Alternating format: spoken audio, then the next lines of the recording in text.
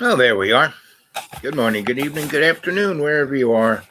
Welcome to Dreamy Dreamland with your Sensei Bob. Here it is Sunday, the 16th. A very interesting astronomical day. And if you who were on the live chat that I had on my phone um, at the point of reference just a few minutes ago, Lana called in and I was on my phone and she called in and my phone couldn't do two things at once. So it got rid of Anthony. Did you get all that? What a crazy story. Yep. Pretty much. That's it. And, that's been the same story. Lana called in right in the middle of it. And I answered the phone and I thought she could be on the phone and the live chat could go, but it didn't work that way. And it kind of dropped out the live chat. So that's why the live chat just ended.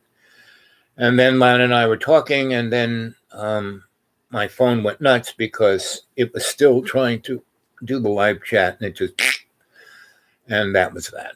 So pretty much, no, Lana didn't ruin it for everyone. It's just one of those technical things, but it's more like the stars, right? And then we talked, and I said, just don't call during a live chat, right? Unless I'm on my laptop, right? And how do you know that I'm on my laptop? Well, if I can hold my phone like this, that means I'm on my laptop. So anyway,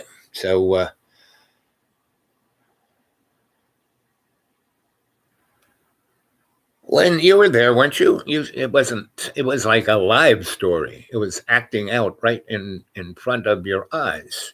I didn't have to tell it. I just put the camera on live chat and let John. So I cooked dinner for him, and every meal I make for him is yep, is tasty. And if he wants vegan, I cook vegan. If he wants vegetarian, I cook vegetarian. If he wants chicken, I cook chicken. If he wants steak, I'd say. But it's never. It's like, oh wow, this is great, and then he gets, he feels guilty about everything, and he won't speak to what is really bothering him, and it's a issue that goes back probably to toilet training, and it's not a big deal. It's like I said, it's a big deal when you are in Syria getting bombed by cluster bombs and poison gas, and you see your whole family burned by, an incendiary device. That's trauma.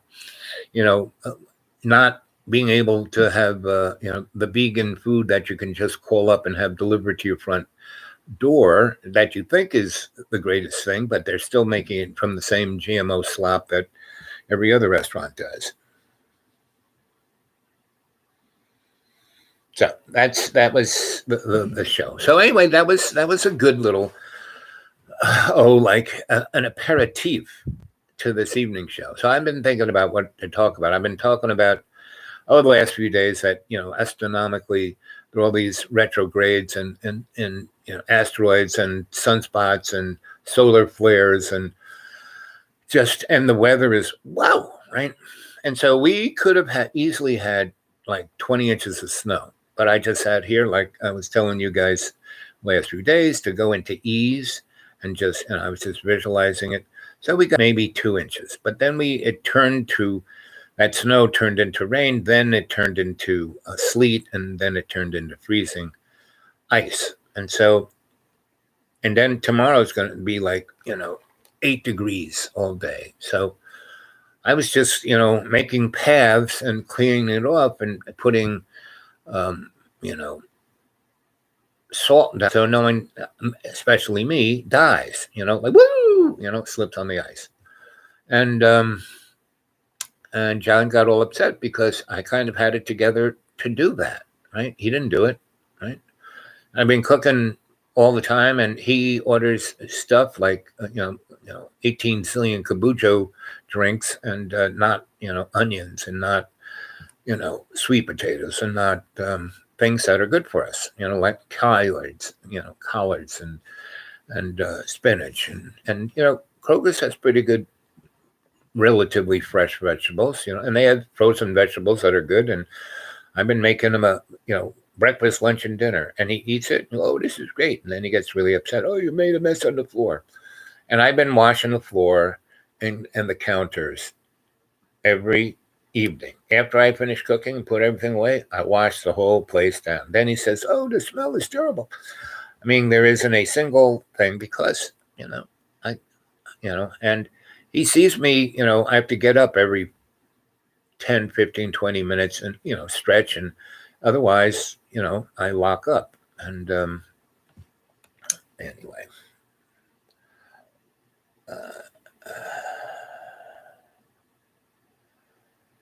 MH. Yeah, what is MH? Just a sound. Oh, yeah. Yeah. It's I think in Sweden. I mean, in every place in the world, everyone has certain things, right? And in America, we say and or and you can tell people are like you watch Mr. Fauci or the lady who's head of the CDC when she's being interviewed, and every third word she says is because she's trying to think of what to say when they ask these really pointed questions, right?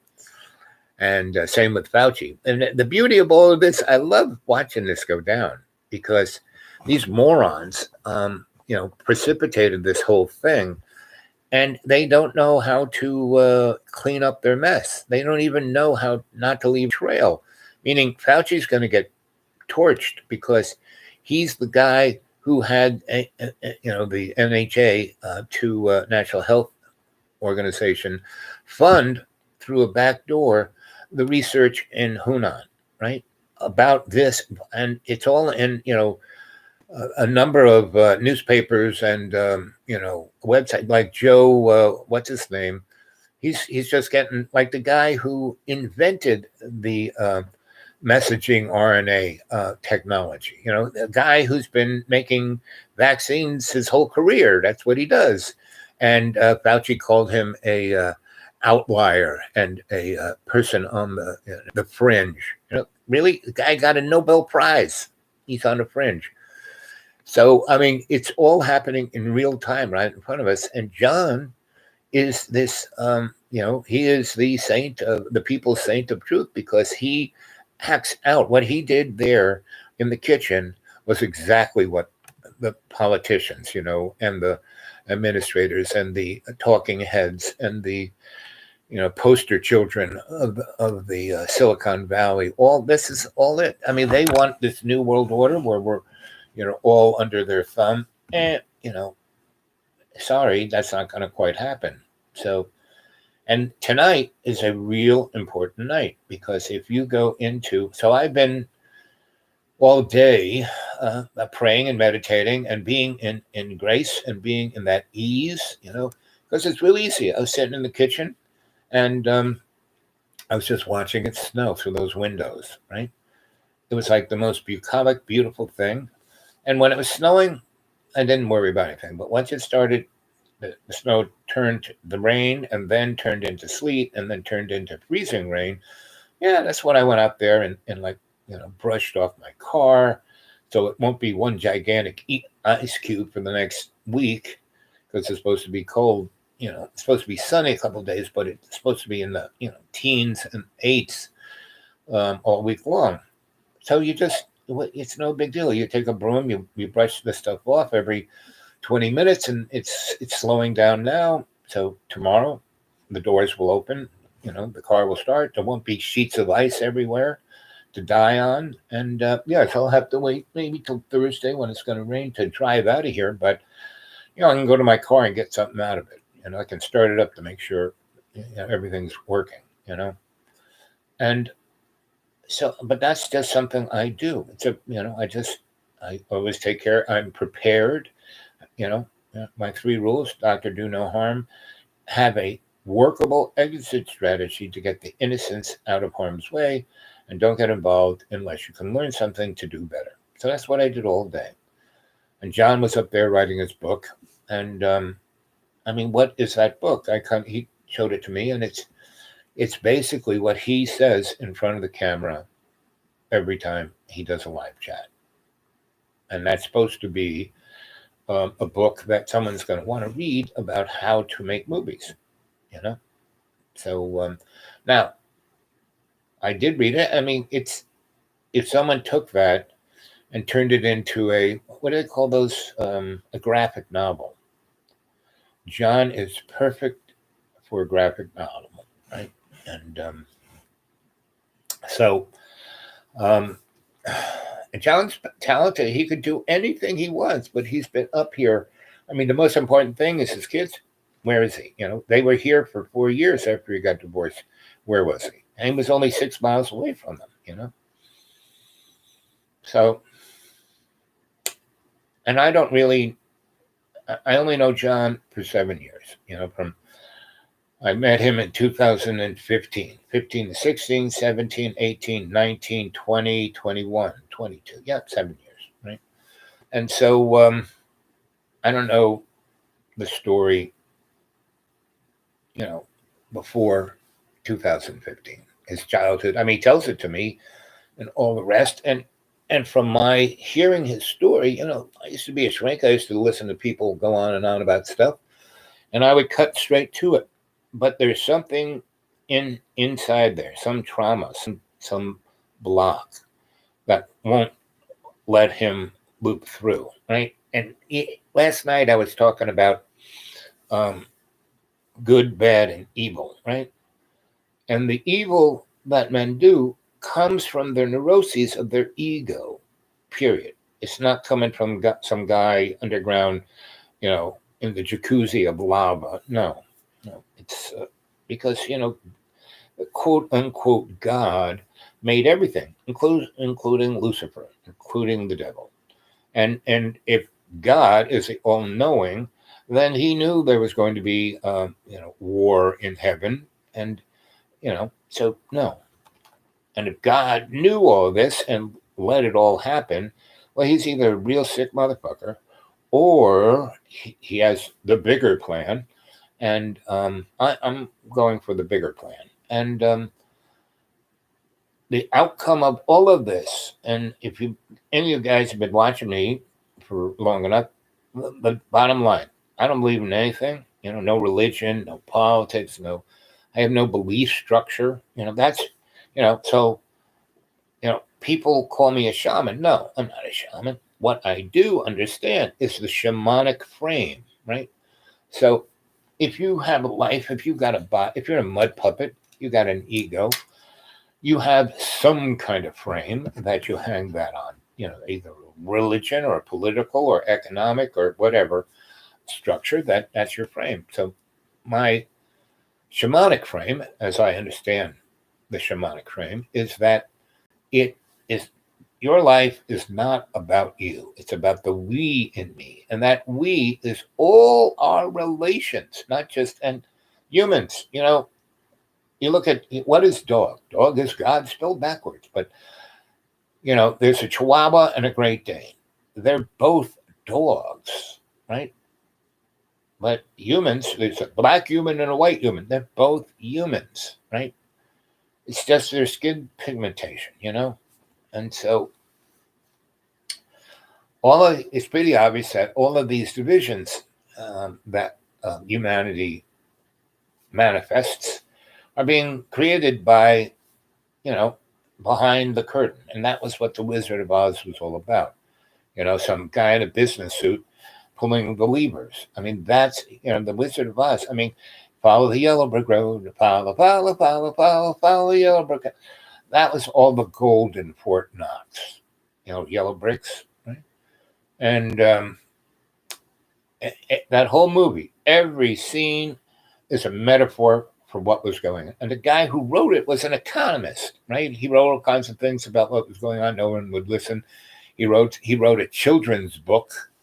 It's like, the Brothers Grimm. They did the same thing. They're living through the dark ages and, the plagues, and they write that book, right? It's all a metaphor. Everything is a puzzle. You look for the key, you can open the door.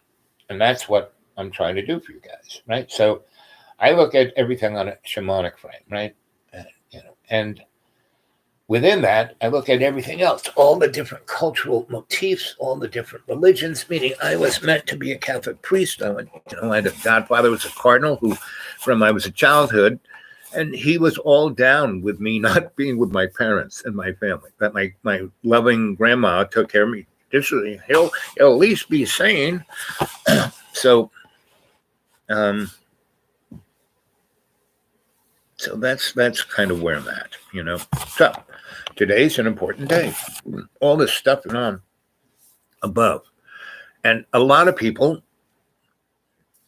the doom and gloom people say, oh, this is like biblical times. It's foretelling end times. Not really. May for you, but not for, the planet's going to keep going. I mean, an asteroid hit it and killed everything on it. Less than 100 million years later, here we are. So, bottom line, you have a choice. You can do what you want. I'm here to give John an opportunity to step into that choice, and that's why you saw how I deconstructed the situation. Every time he found a reason to complain or to get mad or to project, instead of me taking the bait, I just said, what about this? What about this? What about this? I constantly reframed it. So, he had the choice, and when I used to do, marriage counseling, basically the two people would come there basically to find a referee who would agree with them. See, he's wrong and I'm right. She's insane and I know what I'm talking about. And I'd be right in the middle, right? And neither of them were listening to each other, right? And not only that, they weren't listening to their inner self. So that's John. And John's been up here now 2.5 years. The last time he threw me out was September, 2018, right? So however long that was, right? So, and I, when he did that, it was the 32nd time. And basically I said, okay, I've been just these almost 2 years that I've been up there with him.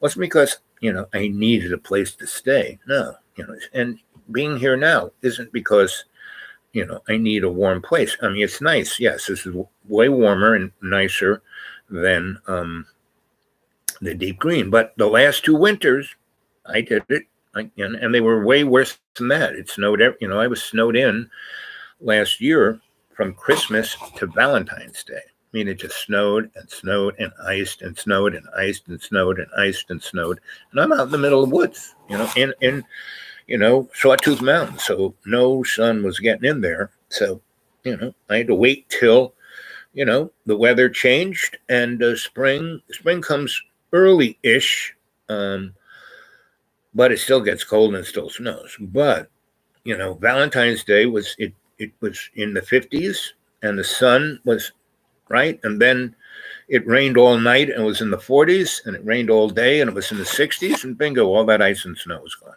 And that was the end of that. Yes, it snowed a couple more times and it got really cold a few times, but that was the end of me being snowed in. But I survived, But if I fell down, if I hurt myself, they'd find me being eaten by squirrels. So, but I was careful. I had everything planned out. It would snow. I would, clear my little path. I had a leaf blower, and when the snow was fluffy, that leaf blower, man, it was the best.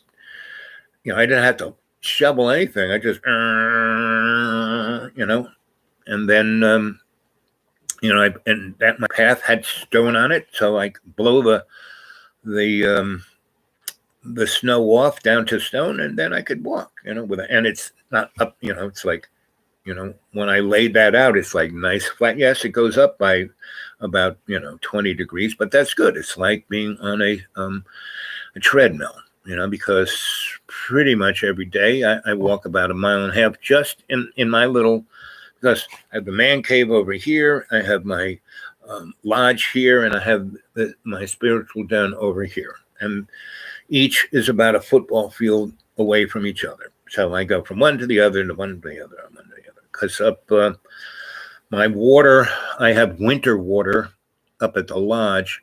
Man cave, all the water gets there by hose, so in wintertime. Once it stays below freezing, I drain all my hoses. But in the lodge, I have, the water comes in up into it, and it's insulated. So that's the story. Morning Glory.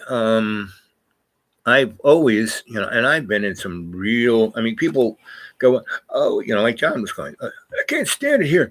There's no, what whole Earth, and everything sucks, and there's nobody making movies. I mean, like I said, I've lived in places where if they didn't know you, they kill you.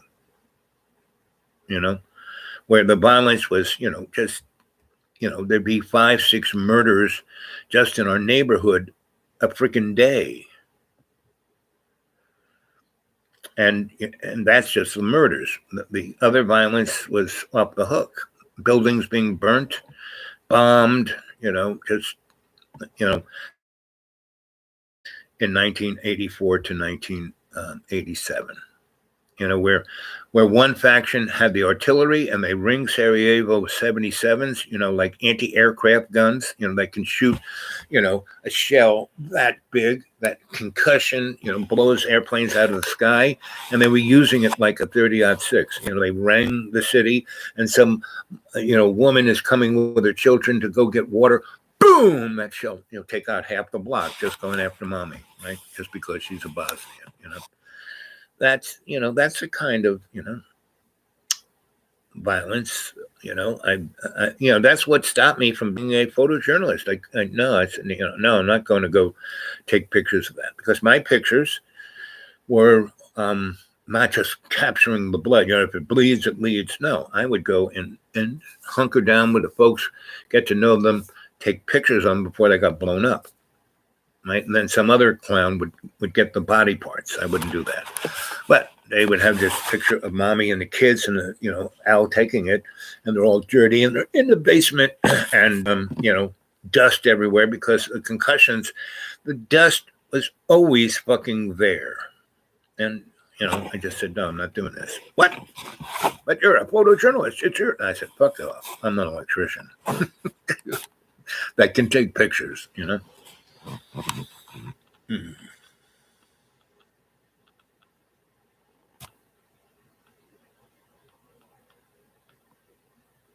Yeah.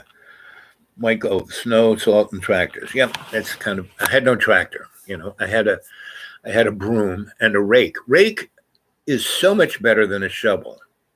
It treats your body nicer. Shovel, you had to bend over, lift 20 pounds, you get a heart attack. Rake, you just do. And even when it gets icy, the rake works because it cuts into the ice and makes these little lines that when the sun hits it, it really, melts way quicker. So I've been around snow and ice a long time. So I got it down, especially being, as, gravitationally challenged. That's me, gravitationally challenged. Boom, boom, boom, boom, boom. So let's see. Well, you guys have been chatting away here. Let's see what you guys have been saying here. Go up here. Come on. Let's go. I don't always take a pill. Let's see. Yeah, you guys are chatting up a storm here. Secret code.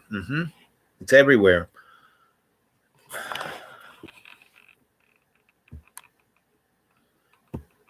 Yeah, Lana's a good code breaker. Welcome. What crazy story ruined it for all? No, again, Lana didn't ruin anything. She never ruins. Lana is like the mayonnaise of life, right? It's like, what is this stuff? But boy, it tastes good. Oh, man. I will not call again. Oh, no, you can call me, Lana, but not within the dynamic of the show. And again, if you see me on the old laptop, it's good. And this is how you know that I'm not on the phone. The problem was that I was doing a live chat on this thing, and it totally skitzed out when you called in. And so it was like trying to do both. And I thought it could. I thought your voice would be on it. But it's like we did it the other night where you called me on this and I was on that and I put it over here and you were part of the show. And that's cool. And folks who have my phone number, which is a process, you go on my email, the dude awake 42 at Gmail, and send me a little note. And if you're in America, send me your phone number. I call you. You now have my phone number, and then we can talk, right? If you live in Europe or, people talk to me from Africa and Asia, and we use WhatsApp. And Lana got me into her little, point-to-point mechanism called, what's it called? It's called Viber. And so she walked me through that, got on that, and that works quite nicely. So either Viber or WhatsApp, you can get a hold of me, and it's point to point. And people think that no one's listening in. No, come on. Every software package, every app, everything on the internet has a backdoor. And of course, basically, it's like, why did Jeff Bezos went from a poor kid? I mean, he was a poor kid. Look at his life. I mean, he was lower middle class. Now, his grandfather, his mother's father, was a pretty well-off guy. He was, had worked in the Manhattan Project. He was, in the 50s, 60s, and early 70s. He was in charge in the NSC of nuclear weapons, a pretty powerful position. And so he was part of MJ-12. He was part of, the CIA, the NSA. He was hooked into all of them.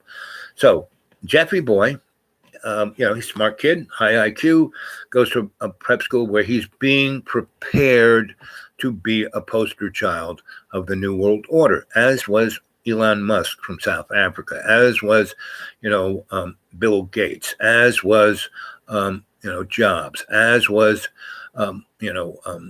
soulless Facebook boy, as was the Google triad, right? And when Google came out, those guys' mission statement was to do no harm. Well, good luck with that. I mean, like I said, when I was at Cornell in '89, the people who backed those guys, who were DARPA, who were things that are on the other side of DARPA, like Hail Hydra.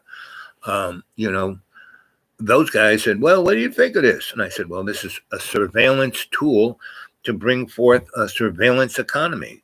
You're going to get rid of cash. You're going to get rid of people's checkbooks. Everything's going to be done through the phone. All communication, all business, everything will be done through the phone. So if you don't like that person, you will just turn them off, and they won't be able to do anything, right? Within the structure, anyway. And so, and we see that happening here on all these platforms, right? So that's why I'm telling you guys, better start, taking these. I'm getting close to 2,000 shows, however many it is. You guys should go look at them and take down 100 or so of the ones you want, the ones you like, the ones that mean something to you, and put them on a zip drive or a DVD would probably be the best, because then it's an optical thing rather than, worrying about what your little semiconductor would do. And then keep, something that you can download, a CD or a DVD or whatever that medium is, because things are really going to change. And it's not going to work out for the powers that be. This whole 19 thing was like to soften us up for the shit that's going to come. And it's going to come this year. And that's why this evening is an important evening. That's why we have to be in ease, or we will be diseased, And it's all up to you guys. Basically, 60,000 years ago, something happened. And today, we all die. Well, something like that. But bottom line, it's a little further than that, Anthony. Back whenever they say the Big Bang happened, 10 billion years ago, or however many billion years ago, bingo, that happened, and then we died instantaneously, meaning this is a transitional thing to and we were given this free will and the experience of a linear progression, but they've kind of realized that that's not what's happening. They don't. They keep saying a little few of this, that, and the other thing. Like, back in good old Newton's time, he looked at, or at least he advertised his science because he was right up there with Tesla, right up there, and so was Pythagoras, and people before them back in Babylon, and people before them back in Samaria. No, Samaria came after Babylon. What's the one that starts with an F? Phoenicia, something like that. But anyway, so they've been, then the Atlanteans, the Lemurians, they're all on this timeline, right? And they fall, their empires collapse, right? Because they don't have any more juice, right?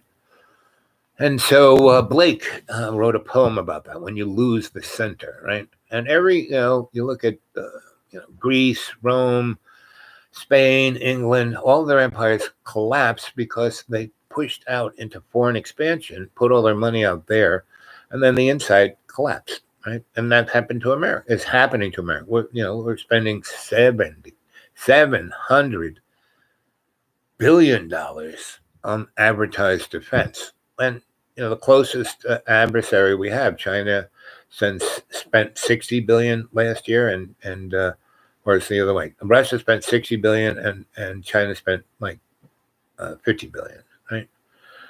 So, and why is that? It's because all of that $700 billion went in the pockets of Lockheed, Boeing, and those guys, and they're kicking out the Hail Hydra technology, meaning, yes, all the flying saucers we see are theirs, Lockheed's, Boeing's, and Hail Hydras, right? But they don't even use those anymore, For zipping around here, yes, but they already have, beam me up, Scotty. And why we stopped going to the moon? Because we didn't have to take a chemical rocket there.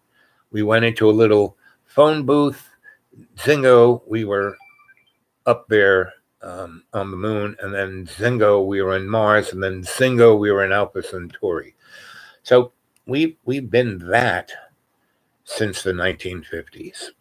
And the Nazis had that in their, beginning kind of way, back in 1840, because the Nazis didn't just show up with Adolf Hitler, So the Thule Society has been around a long time. Yet tonight is one of these truly amazing times where things are changing, right? And you can either be at ease with it, or you can, why did John do that in the kitchen, getting scrubbed with paper towels when I bought a $20 mop, a real deal mop. And I had $2 store mops, that I've been washing the floors, and what he screamed at, that you put mud in the house on my floor. No, it was cat food that he put down there, and the cats did it, right? So, and this is what people do. They project, and I'm not going to take debate. I'm not going to, argue with him. I'm not going to get upset. I'm going to, deconstruct the situation and bring forth, hey, look at this. Look what has been going. Oh, by the way, I've taken photos of it every night. Look at how it looks every night.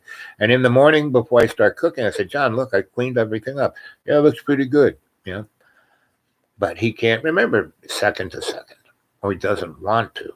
See, that's the real deal. There's something inside there that, and I'm not, going to put him on the couch and lift up the hood and take it apart. The best I can do is be a good friend, be a good example, do my best around him, and give him the opportunity to vent and talk and get it out. And he's been doing that for the last 2 weeks, and he's better than he has been when I first got here.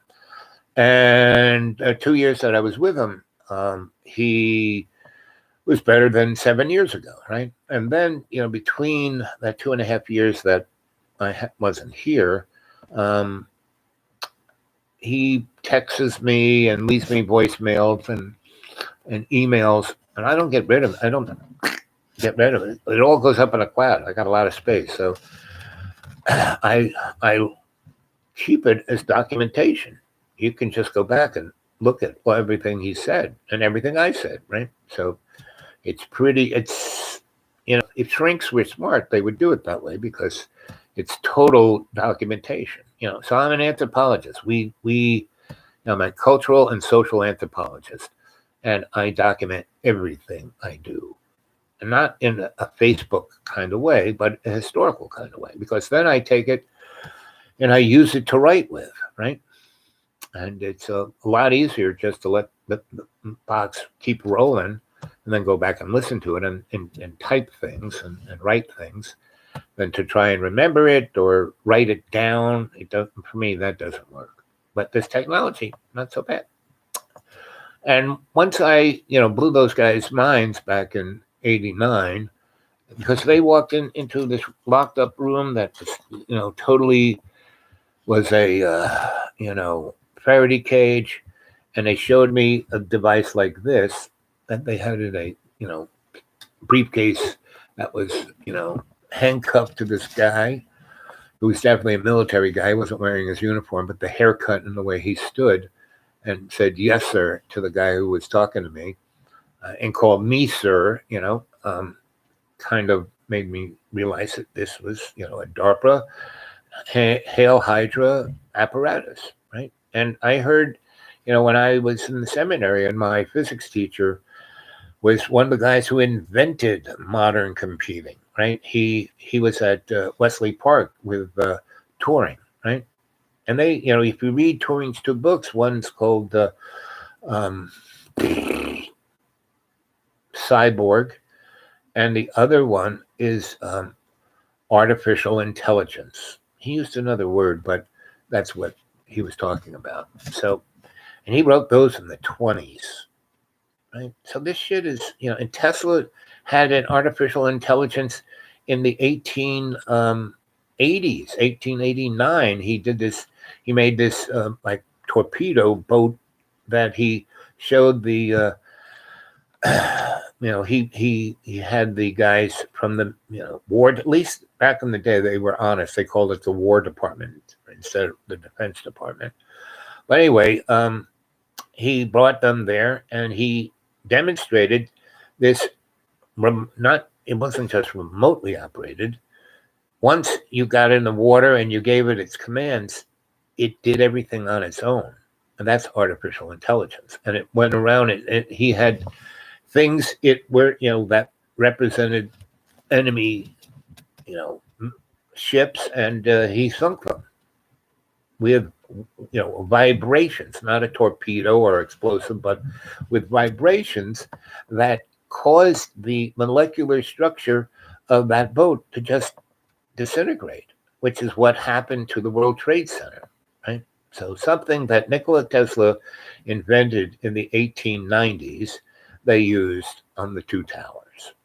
Now, don't believe a word I say. Go read Architects and Engineers for 9/11 Truth, right? And they postulate a lot of things, and they show it scientifically. So let's see what you guys are saying. Anthony, basically, yeah, certainly we died. I know. Right. Oh my God. Let's see.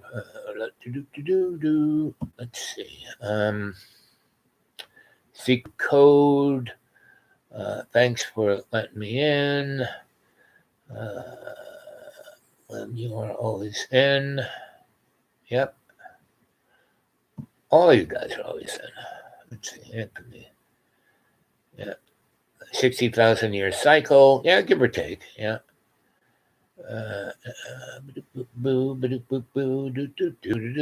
Anthony.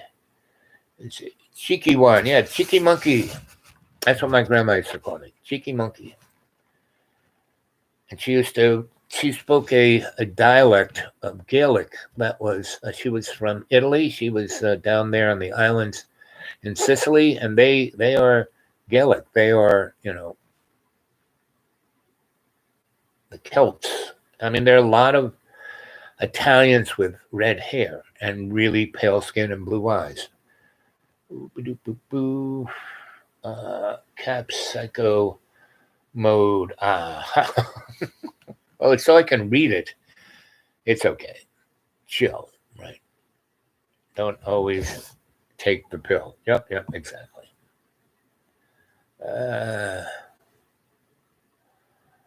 Yeah, fish came. Yeah, there's fish. Hello, fish.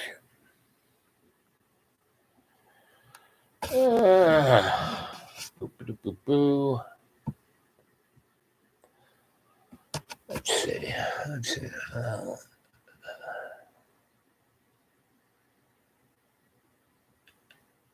Well, if I knew anything about computers or how any of this shit worked, and Anthony and Lana have helped me work through a few things, but I really have no idea what I'm doing. Mostly people have a YouTube channel, have a crew, have a employees, have people who do everything for them, right? Not so much me. And I can't see anything. Now I can just see things blurry, so that's how I hit the wrong button, But, guys, there are thousands of shows up there that I haven't deleted, And I repeat myself, so I'm sure whatever I deleted is on another show, Let's see. Since the city, Guttenberg, only city that actually have two names. Yeah. So Lana and I were talking about Sweden, right? So I